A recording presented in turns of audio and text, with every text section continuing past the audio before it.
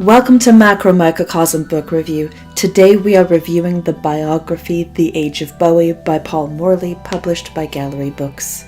It was a quiet day on January 10th, 2016 in Vancouver. We received ownership of our home and I spent the day in contemplation unpacking boxes. On large and meaningful occasions since I was a child watching Labyrinth, I gravitated to David Bowie's music. He was the hidden relic of something I wasn't allowed to have outside the parameters of my cramped Christian upbringing, and I hid what I had from him for fear of losing it. A purchase at a local video store hidden in my backpack gave me the DVD collection of his music videos up to Thursday's Child, and I would play them on repeat whenever I needed it. It was a rhythm of life, a rite of significance when the world was too any which way. When my beloved grandfather died, when I finished my first solo show, when I published my poems, when the emotions of the world were confusing or strange or needed the comfort of a person whose work was done with conviction, when I needed that place, that one singular place, a life on a planet I knew did not recognize the world mundane life shared. We were on Mars. It was a system. When I needed it, or when events were so much bigger than I wanted, I would put on David Bowie. I hadn't been on the computer or my phone all day, aside from a switch between the music videos and a search on Spotify for a This Is David Bowie playlist, which oddly appeared at the top of my tablet screen. It was a sign I ignored. It wasn't until 6:08 p.m. on January 10th, 2016, where I was curled up on the couch with a book, rocking out to ashes as my spouse came home, walked up the stairs. Our little ritual ensued, one of camp and normalcy for a person who works in palliative care and whose partner is a writer. I saw a face crash.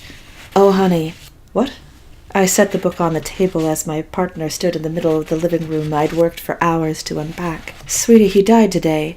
He had cancer and he wasn't a well man, and didn't you check your phone?" That was the day I listened to Black Star all the way through, with my partner side by side. I didn't know what instinct led me to listen to my favorite musician on the day he died, but it closed with I Can't Give Everything Away, a final chord. My partner on MacroMicroCosm, a brilliant artist named Tegan, came by a few months later with The Age of Bowie in her work bag. She handed it to me with a hug. I've had the book ever since. It feels like a sort of betrayal to the artist I always counted on to write this review 3 years later, when the book saw its press and many moved on past the year we lost David Bowie. January 10th passes with the anonymity of a day we most forget. As it should for all who never knew him, I suppose. We fans never truly knew David Bowie, as Paul Morley reminds us many times in The Age of Bowie. Bowie was a work of self-fiction, a constant churning of a creative genius which never stopped in the last days of his wonderful life. I guess that's wondrous life. The praise I would give Morley's work is tainted by eyes which were hesitant to read a biography which symbolized the ending of a creative life spanning decades and continental drifts. To talk about Bowie is to talk about the many fictions he created about himself, and in that Morley peels both the layers of characters to the place Davy Jones had in music history. The chance meetings, the development, and the times in England all lead in the first 100 pages to a solitary creation of an entity named Bowie after the knife, or the character seen in films, which was based on a true American. I kept waiting for Morley to give the aha moment, the mystical first climax which launched what my born in the 80s eyes saw as a living Orpheus god. By page 128 of the hardcover edition, we see David Bowie is born in a drab peeling rehearsal room in the middle of nowhere on 16th November 1965. The new character makes his first stage appearance as if everything that came before can be erased, with the lower third still grimly hanging on at the Marquee Club. He is now David Bowie, and nothing changes.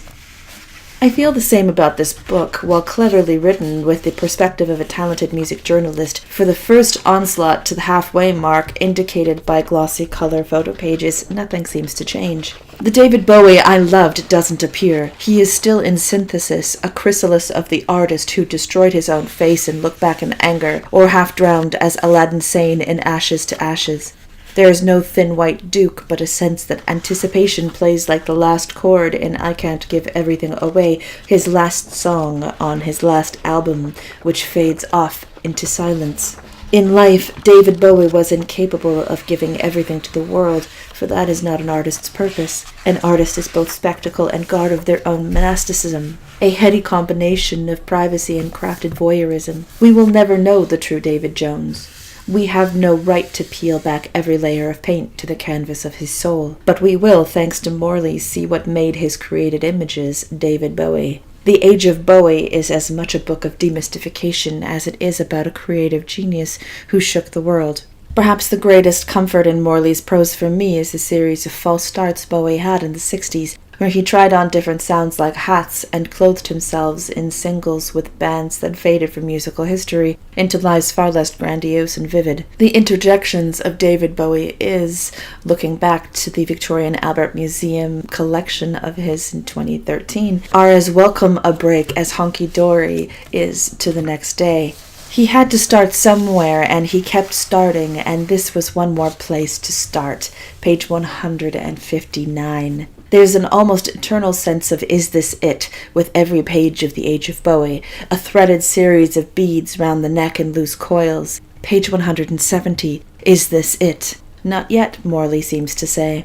Be patient, he's still in his infinite beginnings and constant restarts. It's page 177 before we see a peak of space oddity come along, chased by the mask, which leads us closer to Bowie, the life on a planet I knew did not recognize the world mundane life shared, the life on Mars. The Age of Bowie is a demystifying glance at an artist in constant chrysalis, whose missteps and false starts created the plucky artist from Bromley named Cuttingley.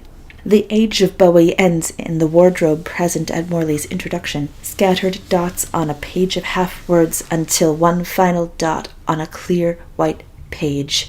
That was the page I was fearing, a final black dot on a clear white page. The ending of David Bowie's mystic journey in this lifetime, the ending of a creative entity. It was the reason I feared reading this book, not only to meet my hero in a way and be demystified about his humanity, but also to be mystified by the ending of him in that cupboard when he was filming his last videos for Black Star. The Age of Bowie is a hardcover book of 470 pages, a well-crafted tome dedicated to a man's place in history, built by the scraps of words left behind and tangential meetings woven into British and international music culture. The Age of Bowie is a book given to a friend who hesitated to read that final dot on a creative entity.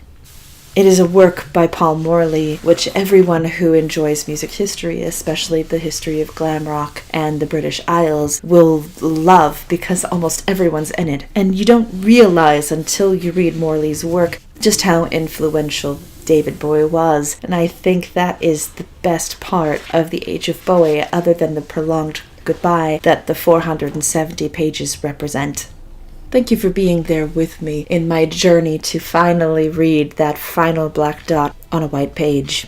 If you have a book you would like to be reviewed, please visit our website, www.vræydamedia.ca/MacroMicroCosm. The link is also in the description box below. Please follow us on social media, on Twitter at MacroMicroCosm, and subscribe to our podcasts, our YouTube channel, and our Patreon for weekly reviews. Thank you for your time, and have a fantastically creative day.